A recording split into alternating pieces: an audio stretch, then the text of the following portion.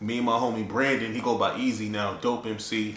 Him and I met around that time, like third or fourth grade, and we'd be writing on records together. But Brandon, I guess one of his cousins had got married to a producer who was doing this thing locally around Boston. Like think about this, me and Brandon was young, so Brandon had asked him if we could come through and record.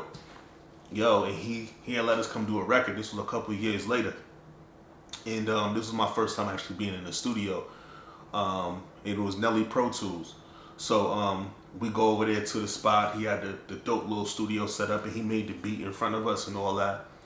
And then we wrote our verses, laid it down, and that was my first time really experiencing recording in the studio, me and Brandon. And I just knew, like, it was just all these different things that was happening, and outside for how much I love doing music, but different things that I experienced, I was just confirmation, this is what I'm going to be doing for real.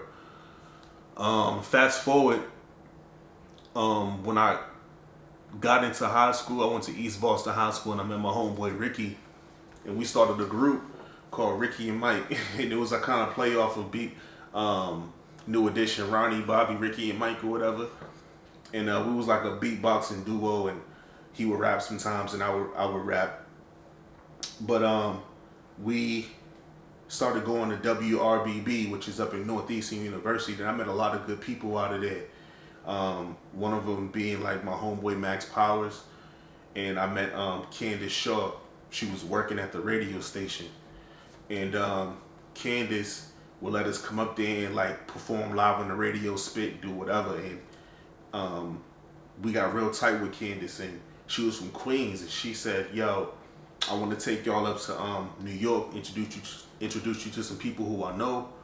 And I'm like 14, and my exposure to Northeastern was really because I was working down there.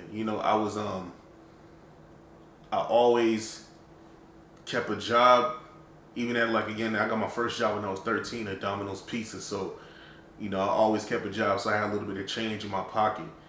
And, I owe a lot of that to my father and my brothers, because I see how what they was doing and how they had bread, and I didn't want to ask nobody for nothing, and I was just trying to keep up. But being down in Northeastern and me and Candace, she couldn't believe that we were as young as we were, because we didn't act our age.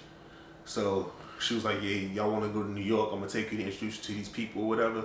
And she was like, "Yeah." And it's like, "You ain't gotta go to school." I was like, "Nah, don't.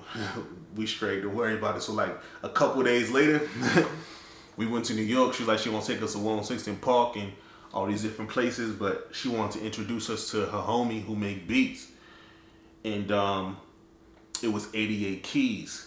And 88 Keys, for those who don't know, he worked with Kanye, he worked with Mos Def and Tyler the Quali and a lot of other people in the game. And meeting him and seeing his setup really inspired me in a different way.